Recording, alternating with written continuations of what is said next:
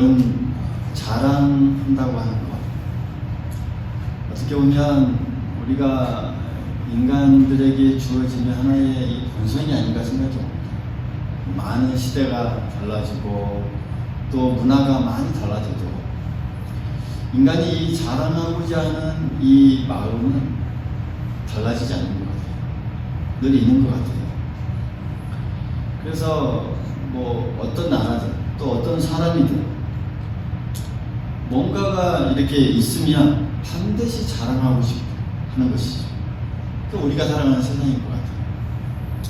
그 뭔가가 만약에 힘이라고 한다면 그게 이제 과욕으로 나타나기도 하죠. 그래서 어떤 나라는 힘을 과시하면서 또 다른 나라를 침략하기도 하고, 또 어떤 사람은 자신이 가진 힘이나 이 권력으로 다른 사람을 억누르기도 하는 것. 그러니까 오늘 우리가 살아가는 이 세상의 이 모습이죠. 대부분의 이 사람들은 보면 어떤 힘이나 내가 이 가진 것, 그런 거 가지고 많이 자랑을 하죠. 우리들의 삶도 뭐 다르지 않죠. 여러분들은 무엇으로 사람들에게 자랑을 해요? 보통 이야기하다가 많이 자랑을 하잖아요. 그렇지? 뭐 자식 자랑도 하고, 그렇지? 내가 가진 것을 가지고 자랑하기도 하고, 여러 가지로 우리가 자랑을 합니다. 근데 오늘 이 사도 바울은 우리가 흔히 하는 그런 자랑이 아닌 다른 것을 자랑합니다. 우리가 사람들이 보통적으로 하는 이 자랑거리가 아닌 다른 것을 자랑한다, 이렇게 고백하고 있어요. 그게 바로 십자가를 자랑해요. 내게는 예수 그리스도의 십자가 외에 결코 자랑할 것이 없노라. 여러분, 우리가 알다시피 사도 바울이 이 자랑할 것이 없었던 사람이 아닙니다. 그죠? 그 사람이 자랑하려고 하면요, 아마 당대에 손꼽히는 자랑거리, 그죠? 그런 이 사람입니다. 혈통으로나 학식으로나 또 출신으로 보나 그 누구에게도 뒤지지 않는 만큼 학자 중에 학자였고, 또 말도 잘하는 운명가였고, 또 그가 가진 이 지식은 누구도 당할 수 없는, 어떻게 보면 당시에 이 세상 문화에 아주 능숙한 사람이 바로 이 사도 바울이었습니다. 그런데 이 자랑거리들을 모두 다 제외하고, 그가 지금 십자가 외에 내가 자랑할 것이 없다, 이렇게 고백하고 있습니다. 그 이유를 보면 이 빌립보서 3장 8절에 나와 있죠. 자기가 가진 모든 것을 다 배설물로 여긴다, 이렇게 고백하는 장면이 나와요. 그러니까 예수님을 알게 되고 십자가를 깨닫게 된 후에 이제 자신의 모든 자랑거리들은 한낱 배설물에 불과하는 그런 고백을 합니다. 뭐 죄송한 표현이지만 우리가 좀 그렇게 말하면 똥, 그렇죠? 그러니까 자신이 자랑거리는 똥과 같이 여겼다, 이런 표현입니다. 좀 이제 좀 고급 단어로 배설물로 우리가 표현한 거죠. 그러니까 그에게 자랑은 오직 하나밖에 없었다라는 것, 바로 예수 그리스도의 십자가였다라는 것. 오늘날 우리가 살아가면서 이 십자가를 바라보는데 그냥 하나의 형상, 그렇죠? 또 하나는 뭐 하나의 장식품, 이런처럼 우리가 생각하는 경우가 참 많습니다. 그러니까 오늘날 십자가는 많이 또 퍼져 있고, 예수 믿지 않는 사람들도 심지어는 십자가 목걸이, 반지, 그렇죠? 이 장식품을 사용하죠. 그러니까 만약에 오늘날의 상황을 이 사도 바울이 이 모습을 보고 그걸 본다면 어떻게 생각할까라는 그런 의문점을 우리가 또 가질 수가 있죠. 그래서 생각해보면 이 사도 바울 이 당시에 이 십자가는 지금처럼 생각도 하지 못할 그 시대였습니다. 그러니까 당시에 이 십자가는 그러니까 죄인을 사형에 처하는 하나의 형틀로서의 십자가입니다. 그러니까 죄를 지었다 해도 아주 심각한, 그러니까 흉악한 그런 이 죄하고, 또 당시 로마 사람들에게는 주어지지 않습니다. 이 십자가인들은 노예 중에서나 또 혹은 이 식민지 사람들에게만 주어지는 그런 이 형벌이었습니다. 때문에 이 십자가는 유대 사람들에게는 거리낌이 되었고 헬라 사람들에게는 미련한 것처럼 여겨지는 그런 것이었던 것이죠. 이런 상황에서도 사도 바울은 지금 외치고 있는 것이죠. 내게는 이 십자가밖에 자랑할 것이 없도다. 왜요? 그 예수님이 못 박힌 그 십자가가 특별하고 아름다우셨을까요? 물론 아니죠. 그 못 박힌 십자가는 그냥 피 묻은 나무일 뿐입니다. 왜 사도 바울이 십자가 외에 자랑할 것이 없노라라고 이렇게 외쳤을까요? 예수님의 죽으신 십자가가 왜 이렇게 사도 바울에게는 유일한 자랑거리가 되었을까요? 사도 바울은 그 이유를 설명하기 위해서 갈라디아서를 그리고 로마서를 또 이 신약 성경의 이 많은 서신들을 직접 적었습니다. 그 이유를 설명하기 위해서. 예수님이 십자가에 못 박혀 피 흘리시며 죽으신 그 이유에 대해서, 왜 그때 예수님께서 예루살렘 성 밖 골고다에서 왜 그렇게 십자가에 못 박혀 피 흘리시며 죽으셔야만 했는가? 이 죄가 없고 한 점의 흠도 없으신 분이 왜 어찌하여 십자가에 달려야만 했는가 하는 이야기, 이게 바로 십자가의 이야기요, 복음의 이야기요, 이것을 써놓은 것이 바로 신약 성경입니다. 예수 그리스도의 이 죽음은 보통 죽음이 아닙니다. 주님께서도 친히 그 부분에 대해서 이렇게 말씀하셨죠. 인자가 온 것은, 내가 온 것은 자기 목숨을 많은 사람의 대속물로 주려 합니다. 할렐루야. 주님께서 직접 말씀하셨습니다. 많은 사람들에게 내 목숨을 대속물로, 대속물이라고 하는 것은 대신 속죄를 올리는 그런 참 그런 의미가 있겠죠. 그것을 위해서 주려 하게 이 땅에 왔다라고 고백하셨어요. 왜 이렇게까지 예수님께서 오셔서 해야 했는가? 태초에 하나님은 온 우주 만물을 창조하시고 천지를 창조하시고 또 하나님의 형상대로 우리 인간을 만들어 주셨습니다. 할렐루야. 그리고 특별히 인간에게만 이성과 또 양심과 또 자유를 주셨어요.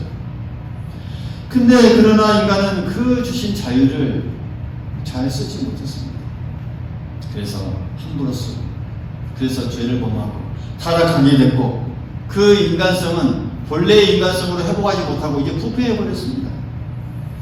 하나님을 충분히 창조하신 것을 보고 또 세상을 보면서 하나님을 충분히 알 수도 있었지만 창조주 하나님을 알려고도 하지 않냐했고 또 감사하려고 하지도 않아요. 그죠? 세상에 온갖 우상을 섬기고 타락하고 죄를 범하였습니다. 그래서 이 범죄한 인간을 어떻게 하느냐, 이 범죄한 인간들을 어떻게 해야 하는가, 이 하나님의 고민입니다. 그렇지 않겠습니까? 이 인간들을 어떻게 해야 됩니까? 하나님은 분명 공의의 하나님이신데 그 공의의 하나님께서 이 범죄한 인간을 그대로 내버려두는 것, 여러분, 하나님의 질서에 맞지 않습니다. 그렇다고 모든 인간들에게 그 죄를 다 묻기에는 모든 인류가 다 사라질 수밖에 없었던 것이죠. 그래서 공의의 하나님과 이 사랑의 하나님, 그래서 우리가 신학적으로 표현하자면 하나님의 깊은 딜레마라고 표현해요. 이런 부분에 대해서 따라해 볼까요? 하나님의 깊은 딜레마. 네, 깊은 딜레마입니다. 어찌 해야 될까요? 어떻게 해야 하나님의 이 공의를 세우는 동시에 또 용서로 인간들을 향한 하나님의 사랑을 표현할 수 있겠는가? 여기에 십자가의 신비가 있습니다. 할렐루야. 여기에 인간의 지혜를 초월하는 십자가의 지혜가 있습니다. 공의와 사랑을 넘어서는 십자가의 능력이 바로 여기에 있다는 사실. 이 하나님의 깊은 딜레마에서 나온 결과예요. 하나님께서 직접 독생자로 이 땅에 오셔서 만민의 죄를 위하여 대신 형벌을 받으시고 모든 죄를 다 사하여 주신 것입니다. 따라서 하나님의 공의를 세우시고 또 그의 사랑을 나타내어서 죄인들의 이 죄를 다 사하여 주시고 구원받을 수 있는 길을 열어주신 것입니다. 로마서 5장 8절에 이렇게 말씀하죠. 우리가 아직 죄인이었을 때에 그리스도께서 우리를 위하여 죽으심으로 하나님께서 우리에게 대한 자기의 사랑을 확증하셨느니라. 할렐루야. 사랑하는 성도 여러분, 십자가는 죄인을 벌하는 하나님의 이 공의가 나타남과 동시에 또한 죄인을 용서하시는 하나님의 사랑이 나타나는 게 바로 이 십자가입니다.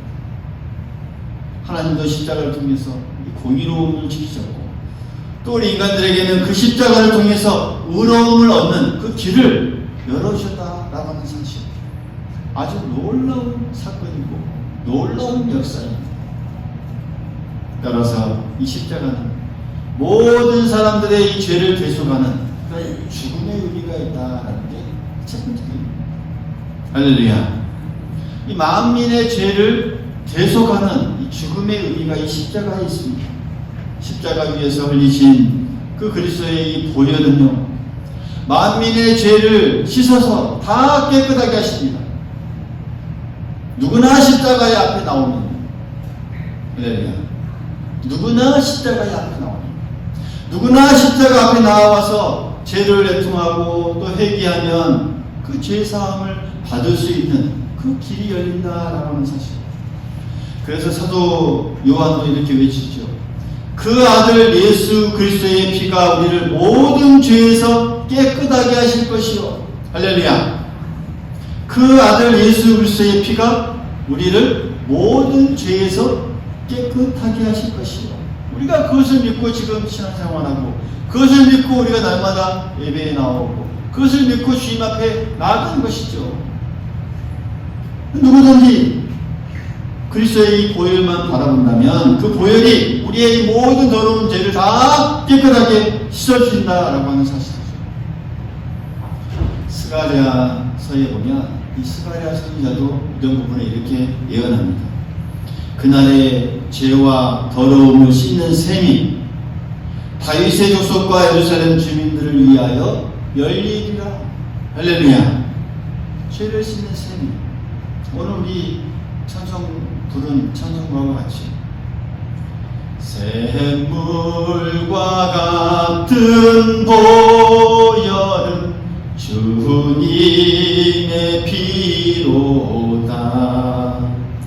보혈의 죄를 씻으며 정하게 되겠네. 그렇게 찬송했지 않습니까? 주님의 보혈에 우리 모든 죄를 씻으면 정하게 되는 것, 그게 바로 십자가입니다. 할렐루야. 이렇게 그리스도의 십자가는 우리 인간의 양심에 때묻은 모든 더러운 죄를 씻어 주는 그런 죽음을 의미하고 있습니다. 그래서 사도 바울은 이렇게 외치는 것이죠. 오직 십자가만을 자랑한다. 이렇게 외치고 있는 거예요. 그뿐이 아닙니다. 이 십자가는 화목하게 하는 십자가입니다. 따라해 보시죠. 화목하게 하는 십자가. 여러분, 이 죄라고 하는 것은 다른 특성도 있지만 항상 멀어지게 하고 뭔가 갈라지게 만듭니다. 그렇죠?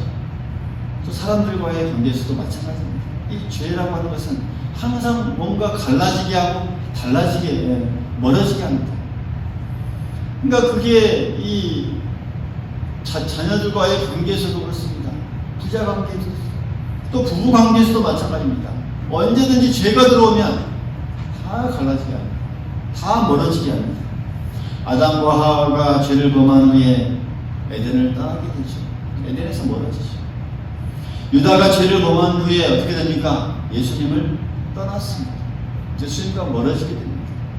그러니까 죄는 서로 멀어지게 하고 원수가 되게 한다라는 사실. 그러니까 죄로 인해 하나님과 인간 사이도 마찬가지입니다. 그렇습니다. 이 죄로 인해 하나님을 멀리 떠나게 되고 하나님과 인간 사이에는 이제 이 담이 세워지게 되고 담이 막히게 되고 원수의 관계가 되는 것이죠.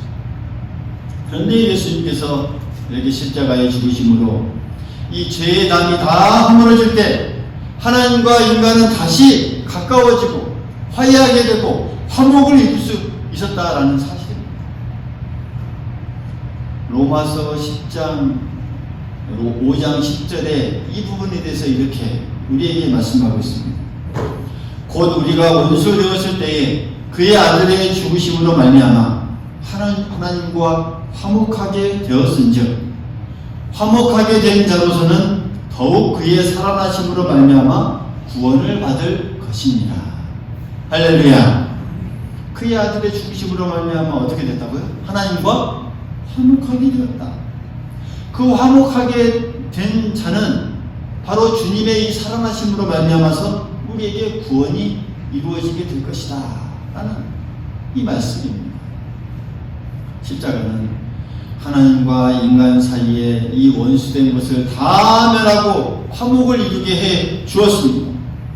십자가의 은혜는 높은 하늘에서부터 땅끝까지 미쳐서 모든 죄는 다 사함이 되고 하나님과 인간 사이에는 화목이 이루어졌다라고 하는 사실.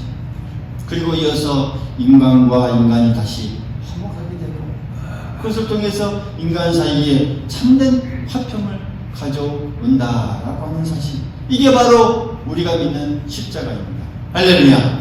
우리가 믿는 십자가의 능력입니다. 우리가 믿는 십자가의 신비입니다. 이렇게 하나님과 사람 사이에 또 사람과 사람 사이에 화목을 가져다 준 게 바로 이 십자가라고 하는 사실. 그래서 오늘 사도 바울은 외치는 것이죠. 내게는 예수 그리스도의 십자가 외에 결코 자랑할 것이 없다. 이렇게 고백하고 있는 것입니다. 여러분, 그 옛날 이스라엘 백성이 광야에서 하나님의 진노로 이 불뱀에 물려 죽는 사람이 많아지게 되죠. 모세는 하나님께 간절히 기도해서 하나님의 이 지시를 받아서 높은 곳에 놋으로 뱀을 만들어 이 장대를 들어 올렸습니다. 그리고 높이 장대 끝에 매달아서 누구든지 그 놋뱀을 바라보는 사람은 죽지 않고 살게 되었다는 그 이야기들. 우리가 민수기에서 그것을 잘 읽을 수가 있습니다. 마찬가지입니다. 오늘 예수 그리스도는 십자가에 못 박혀서 이 놋뱀과 같이 높이 십자가에 매달려 주셨습니다. 할렐루야. 죄의 죽음이 깃들여져 있는 이 십자가를 바라보는 이 모든 사람들은 이 죽을 수밖에 없는 그 죄에서 새로운 생명을 얻는 길이 열린다고 하는 사실, 우리에게 놀라운 길을 열어주셨습니다. 사랑하는 여러분, 오늘 이 사순절 기간에 특별히 십자가를 바라볼 수 있기를 간절히 소망하겠습니다. 이 십자가를 깊이 묵상할 수 있기를 간절히 소망하겠습니다. 그 십자가에 담겨있는 하나님의 깊은 공로와 사랑을 우리가 생각하고 우리도 이 십자가를 우리 인생의 자랑거리로 삼을 수 있기를 간절히 소망하겠습니다. 이 죄 많은 세상에 여러분, 우리가 높이 들 것은 십자가밖에 없습니다. 이 암흑한 세상에 광명을 줄 수 있는 것은 오직 이 십자가밖에 없습니다.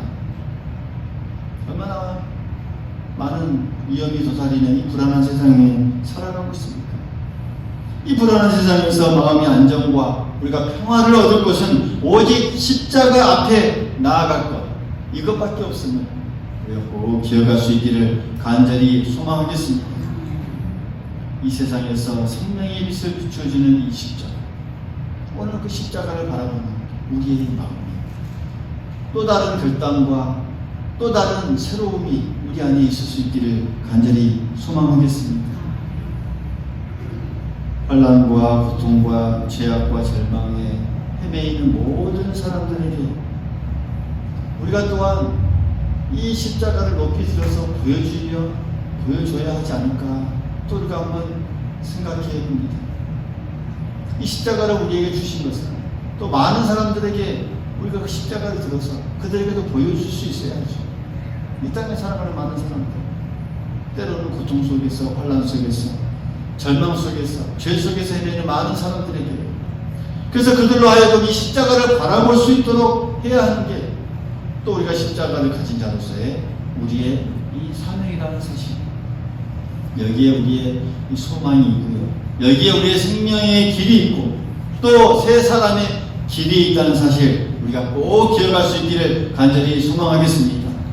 오늘 우리가 우리의 환경이 아무리 험악하고 우리의 과거가 또한 아무리 추악하다 할지라도 십자가 앞에 나오는 자에게는 반드시 하나님의 이 새로운 소망이 주어지고 새로운 길이 열린다는 사실을 우리가 꼭 믿고 또 이 믿음으로 더욱더 우리가 세상에 나아갈 수 있어야 하겠습니다. 이 존 밀턴이라고 하는 분이 이런 말을 했습니다. 인간의 영혼이 존귀한 이유가 두 가지 있다. 뭐라고요? 인간의 우리의 영혼이 참 귀한 이유가 두 가지가 있다. 첫째는 하나님의 형상대로 지음받은 까닭이요, 둘째는 그리스도께서 그들을 위하여 십자가에 못 박힌 까닭이다. 이런 말을 했습니다. 우리는 참 존귀한 사람입니다. 할렐루야. 귀한 존재들입니다. 우리의 영혼은 참 귀한 존재들입니다. 뭐 때문에요? 십자가 때문에. 십자가 때문에.